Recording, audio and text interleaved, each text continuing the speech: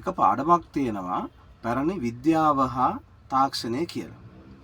ඒකෙදි උත්සාහ කරලා තියෙන්නේ පැරණි මිනිස්සු භාවිතා කරන ලද විවිධ මිනුම් ක්‍රම පිළිබඳව දරුවන්ට උගන්වන්න. එහිදී කෙටි දුර මැනීමට, ඒ වගේම දිග දුර මැනීමට, ඒ වගේම බර මැනීමට යොදාගත් මිනුම් ඒකක පිළිබඳව ඒක විස්තර කරලා තියෙනවා. ඒක එක තැනකදී විස්තර වෙනවා අවකාශය මැනීම කියලා. අන්න ඔතන දරුවන්ට තේරුම් ගන්න අපහසුතාවයක් තියෙනවා. මේ අවකාශය මැනීම කියන එකෙන් මෙතනින් අදහස් කරලා තියෙන්නේ භූමිය මැනීම. දැන් වර්තමානයේදී නම් භූමිය මැනීම සඳහා පැජස් යොදා ගන්නවා, අක්කර යොදා ගන්නවා. මේ වගේ ඒ කියන්නේ තව විදිහින් කියනවා නම් දිග පළල මැනලා තමයි භූමියේ ප්‍රමාණය තීරණය කරන්නේ. ඉතින් අතීතයේදී එහෙම දිග පළල මැනලා නෙමෙයි ඒ ඉඩමේ වටිනාකම නැත්තම් ප්‍රමාණය තීරණය කළේ. එහෙනම් මොකද්ද මම මේ කියන්නේ කියන එක පිළිබඳව ඔබට ගැටලුවක් තියෙනවා කොහොමද අතීතයේදී මේ වැඩේ කළේ කියන එක පිළිබඳව. ඇත්තෙන්ම අතීතයේදී විශේෂයෙන්ම ගොවිතැන් කටයුතු වලදී සැලකිලිමත් උනේ භූමියේ විශාලත්වය ගැන සැලකිලිමත් වෙනවට වඩා ඒ භූමියෙන් ලැබෙන අස්වැන්න පිළිබඳව තමයි සැලකිලිමත් උනේ. ඒ කියන්නේ තව විදිහින් කියනවා නම් භූමියේ කොතෙක් විශාල වුණත් වැඩක් නැහැ. ඒ භූමිය නිසරුණා. හැබැයි භූමිය කුඩා වුණත් ඒ භූමියෙන් ලැබෙන අස්වැන්න වැඩි නම් භූමිය සරුයි නම් අන්නේ ඒ භූමිය ඊටාත්ම වටිනාකමක් ගන්නවා. ඉතින් එතකොට අවකාශය මැනීම සඳහා යොදාගත්තේ දිගපල්ල මැනීමක් නෙමෙයි නම් කුමක්ද යොදාගත්තේ? ඒතර පැරණි පොත්පත්වල සඳහන් වෙනවා මේ අවකාශය මැනීම සඳහා යොදාගත්ත මිනුම් එක කීපයක්. 10 වසර පොතේ විස්තර වෙනවා ලාහ, අමුණු, පෑල, කරීසය, කුරුණි මේ විදිහට විස්තර වෙලා තියෙනවා අවකාශය මැනීම සඳහා යොදාගත්ත මිනුම් ඒකක.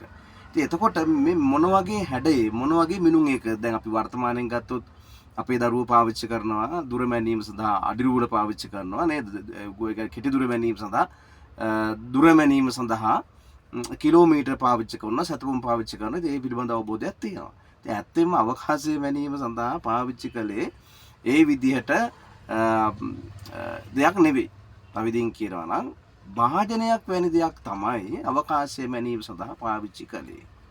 ඒ කියන්නේ දිග පළල ගැඹුර තියෙන භාජනයක් තමයි අවකාශය මනින්න පාවිච්චි කළේ. ඔබ බලන්න ඇති ඒක කොහොමද උනේ කියලා. දැන් එතකොට මම මුලිනුත් කිව්වනේ භූමියේ විශාලත්වය ගැන නෙමේ සැලකිලිමත් උනේ අස්වැන්න පිළිබඳව කියලා. ඒ කියන්නේ ඕනෑම කුඹුරකින් එහෙම නැත්නම් ඕනෑම වගා බිමකින් ගනු ලබන අස්වැන්න ප්‍රමාණය කොච්චරද කියන එක පිළිබඳව සැලකිලිමත් වුණා. වර්තමානයේදීත් ගොවියෝ තම ධාන්‍ය වර්ග මැනීම සඳහා කාර්තුව වගේ මිනුම් ඒකක පාවිච්චි කරනවා. දැන් කාර්තුව කියලා කියන්නේ හතරස් පෙට්ටියක්.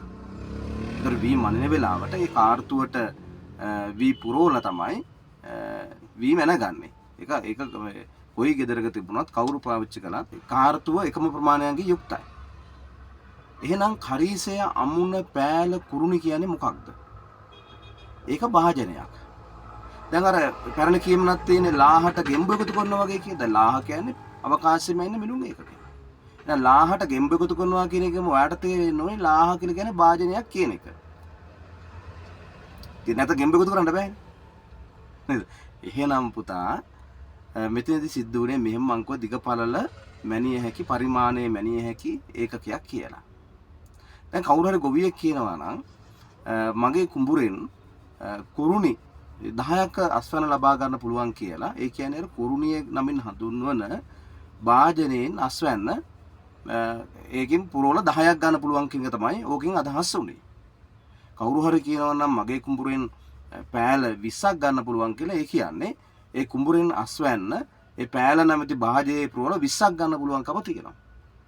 ඒ ඔය විදිහට තමයි පැරණි කාලේ මේ භූමියේ ප්‍රමාණය මැනගත්තේ. ඒ කියන්නේ ඔයාලට දැන් තේරෙන්නේ නැහැ මොකද්ද මේ පෑල අමුණ කියන්නේ කියලා.